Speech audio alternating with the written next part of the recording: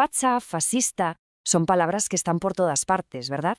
Las oímos constantemente en redes sociales, en la tele, en conversaciones. Y claro, de tanto usarlas, a veces uno ya no sabe qué pensar. Dan miedo, pero a la vez cansan. Y te dejan con la duda, ¿estamos abusando del término?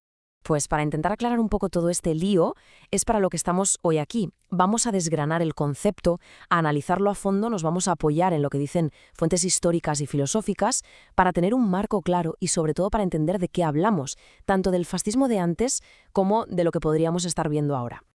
¿Y cómo lo vamos a hacer? Pues aquí está nuestra hoja de ruta. Primero, algo clave. Veremos que esta palabra tiene como dos significados distintos. Después, algo muy interesante, cómo su lógica se puede colar en nuestro día a día. Luego nos meteremos de lleno en el manual de instrucciones fascista, el de ayer y el de hoy. Buscaremos esos ingredientes que parece que nunca cambian. Y al final nos haremos la gran pregunta. ¿Estamos viendo lo mismo de siempre pero con un traje nuevo?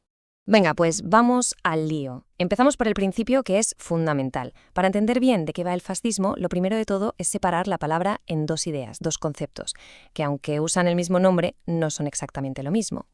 A ver, por un lado, podemos hablar del fascismo como un fenómeno histórico. ¿Qué quiere decir esto? Pues que nos referimos a algo muy concreto. La Europa de entreguerras, con Mussolini, con Hitler, nació en un momento muy particular, de crisis de las democracias, con las élites agotadas y un sentimiento de humillación nacional tremendo. Pero por otro lado, y aquí está la clave, podemos hablar del fascismo como una lógica política, una especie de forma de pensar que puede aparecer en cualquier momento de la historia. Y esta lógica se basa siempre en lo mismo, en deshumanizar. Se crea un nosotros, un grupo puro, y para que ese nosotros exista se necesita un ellos, un enemigo que hay que purgar, que hay que eliminar para mantener esa supuesta pureza. Y claro, esto de la lógica política es súper interesante, porque no es algo que se quede en los libros de historia. Puede colarse en sitios que ni nos imaginamos, en nuestro día a día. A veces está ahí, escondida a plena vista. Las fuentes que analizamos nos dan un ejemplo muy curioso, la cultura del fitness. Piénsalo, se empieza promoviendo un físico ideal, como el estándar de lo que está bien. Luego, la disciplina para conseguir ese cuerpo se convierte casi en una virtud moral. Y claro, ¿qué pasa si no tienes esa disciplina? Pues que se te tacha de débil o peor, de degenerado. Y el último paso es que se empieza a despreciar a quienes no encajan en ese molde. Y sin darnos cuenta, ya hemos normalizado una lógica de superioridad, de pureza, la misma de la que hablábamos antes. Bien, dejemos por un momento el día a día y volvamos al plano político. ¿Cómo se desarrolla todo esto? Para entenderlo, vamos a tirar del trabajo de un historiador, Robert Paxton, que nos da un marco genial para comparar llamémosle el manual de instrucciones del fascismo de antes con el de ahora. Resulta que el ascenso del fascismo no es algo casual, sigue como un patrón. La primera fase es la creación. Surgen movimientos que no se basan en una ideología superdefinida, sino en un sentimiento popular de injusticia, de victimismo. La segunda es el arraigo, y aquí pasa algo crucial. Las élites, tanto conservadoras como económicas, a menudo les echan una mano, porque los ven como una herramienta útil para frenar a la izquierda. La tercera fase, la llegada al poder, que, ojo, no suele ser por una victoria arrolladora, sino más bien a través de pactos con la derecha de toda la vida. Después viene la fase de gobernar, de ir consolidando su control. Y por último el desenlace, que puede ir por dos caminos. O se radicaliza a lo bestia, como en la Alemania nazi, o se transforma en un autoritarismo más tradicional, como pasó en la última etapa del franquismo. Y esto que acabamos de decir sobre cómo llegan al poder nos lleva a un mito que hay que romper de una vez. Mucha gente piensa que los fascistas históricos arrasaron en las elecciones, pero los datos nos dicen otra cosa. Fijaos en esto. El partido nazi nunca consiguió una mayoría absoluta. Hitler llegó a ser canciller por un apaño político, un pacto en los despachos con los conservadores de la época, que cometieron el error fatal de pensar que podían manejarlo a su antojo. Entonces, el manual, el playbook, tiene partes que se repiten. Pero claro, el discurso se tiene que adaptar a los tiempos. La narrativa de la crisis es diferente.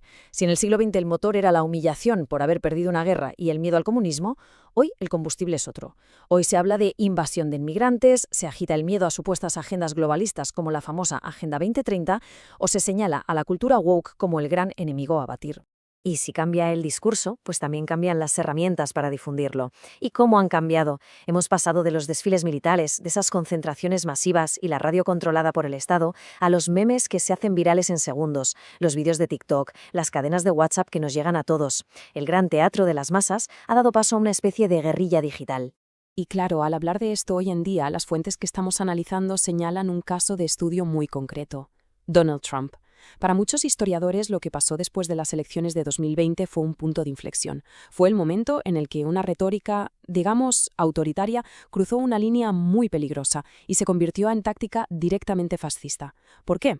Por el uso de la violencia sin tapujos y la negación de los resultados de las urnas para intentar aferrarse al poder.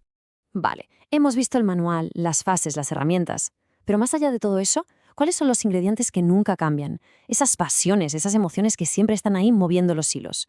Para esto hay un concepto que es oro puro, el urfascismo o fascismo eterno del gran Umberto Eco.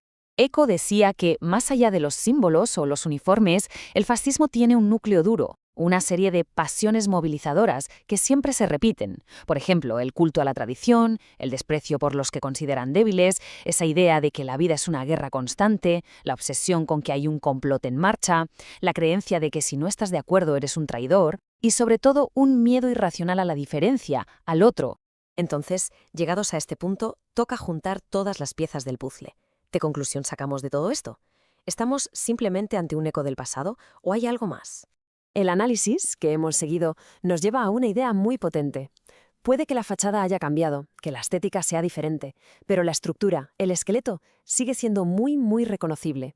Como dice la frase, la crisis ya no viene de una guerra perdida, sino de un meme viral.